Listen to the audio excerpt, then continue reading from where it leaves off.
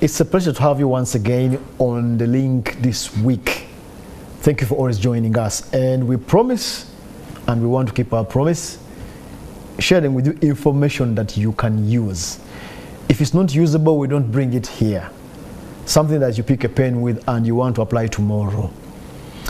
Tonight we're discussing 2025 as an election year. Yes, elections are coming in 2026 in January, I think, or February there. But the campaigns and everything else start this year. As you've already started hearing, update of voter register updates by some parties and the electoral commission. That is just the beginning. There's going to be primaries and so on.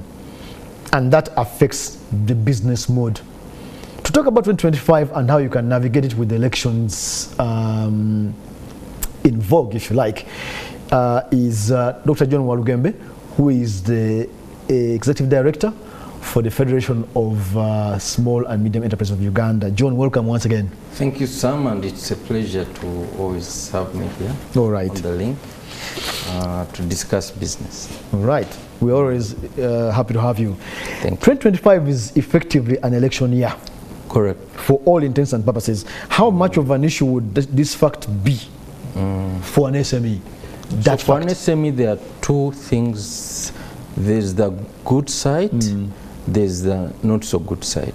The good side is that people are going to spend. The Commonwealth Foundation on Democracy did the research and found that on average, people who want to become MPs spend at least 400 million. Wow. And then those who want to become LC5 spend at least 200 million. So people spend. And what they are spending on is what you are providing. They are spending on posters, they are spending on food, they are spending on transport, they are spending on the PS system, they are spending on security. After the elections, the lawyers will come in, you know, people will get sick in the course of the election campaign, so doctors will benefit. So this election can be a boost to the economy, and people need to look at it in that angle, and you must prepare as a small business owner to benefit from these elections, because you know, it's a boost to the economy and to businesses, and you must look at it in that angle. Now, the other thing that businesses need to be careful about is their position. Yeah. Because yes, as an individual, you're a voter and you have a right to choose which political color or aspiration, but that you shouldn't mix that with your business. Your business should be able to serve everybody. You can make your choices, but some business people extend their own views onto their business and disadvantage their business. See, say, oh, that person, his business is for no points for NRM. No, you shouldn't do that. You can make your views. You can keep your views private or in your own private politics, but allow your business to be able to be independent and to serve everyone, so that you can be able to benefit. So that distinction between business and self is very, very important. Okay. Now that's the positive side. Yeah. There is the negative side. No, elections also bring uncertainty. So some investors will choose not to invest in Uganda because they feel, you know what, let's wait. They normally adopt what they call a wait-and-see attitude. Thankfully for Uganda, we've tended to have stable elections.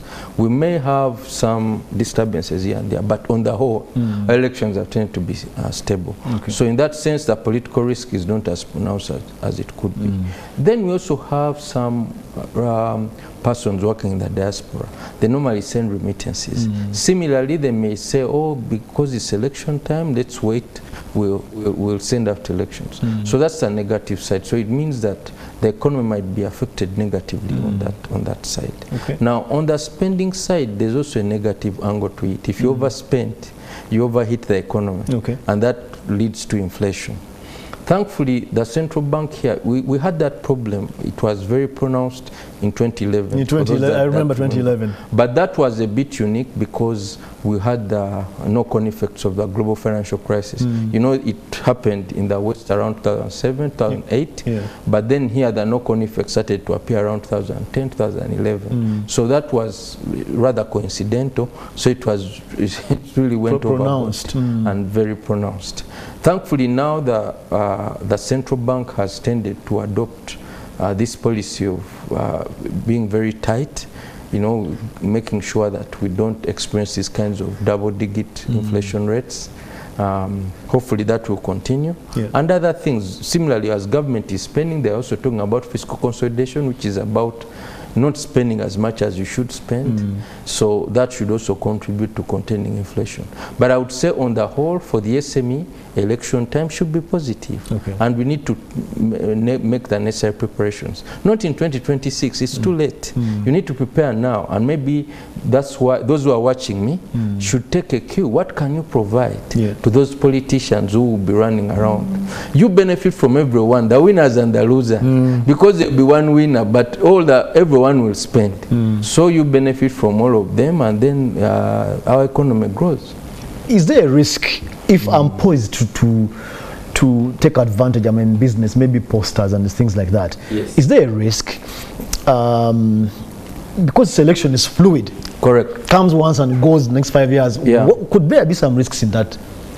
Well, you know, some clients will assume that, and I hear it with musicians. Yeah.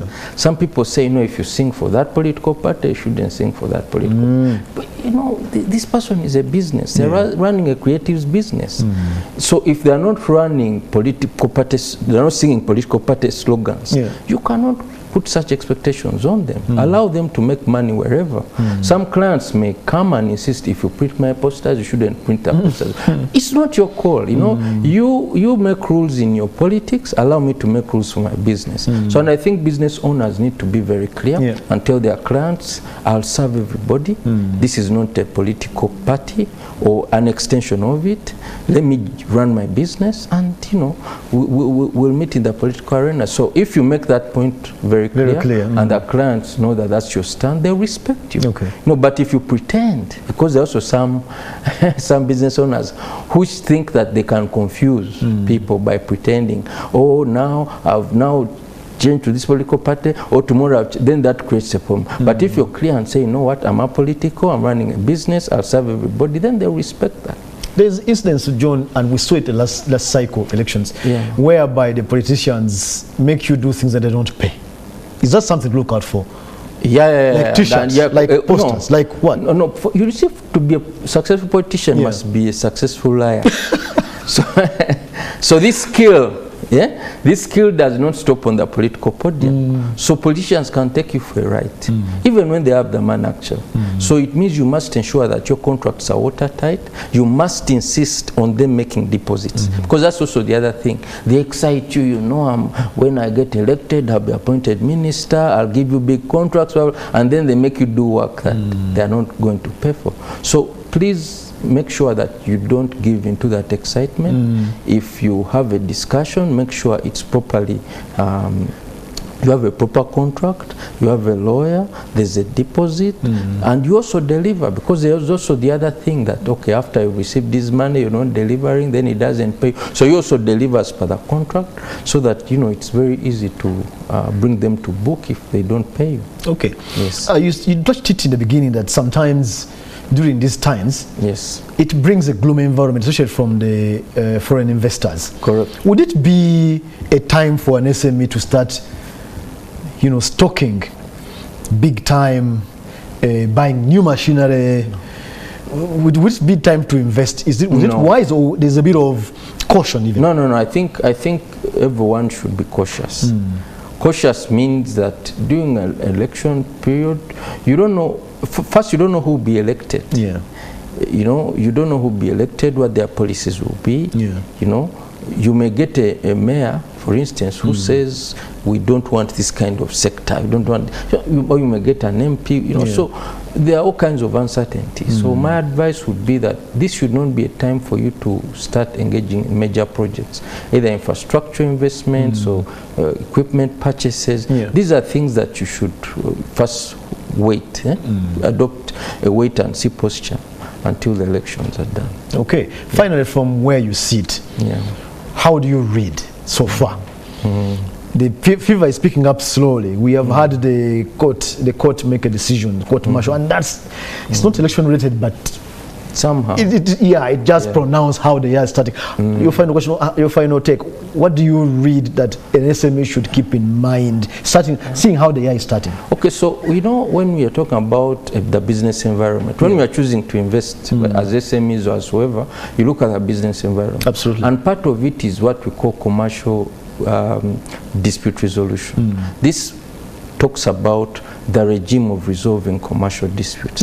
Now, if you have the Supreme Court say, this is not right and stuff, and it guides, and some people like it, some people don't like it, it shows that to a certain extent as a country we've matured. We have a certain rule of law. The courts will rule, and they won't care that they will be picked up tomorrow. Whatever. So to a certain extent we must look at the positive side and say, okay, this gives us predictability. If they can decide this way and they all go back home and we debate it, and the president says I'm opposed, and then also goes and says we react, so it's a good thing. And as Ugandans we must learn to appreciate that. And it gives comfort to investors and also businesses that as a country we've come some way. People I can know that tomorrow if I disagree with my business partner, I'll go to court, and my court will be decided fairly. So I think it's actually a positive thing. Okay. Thank you very much, John, for that. Viewers, 2025 has started. Election is on. You have heard tidbits from Dr. John Walugembe, who is the Executive Director for Federation for SMEs in Uganda. We hope we added value to you. That was the link. Thank you for joining us tonight.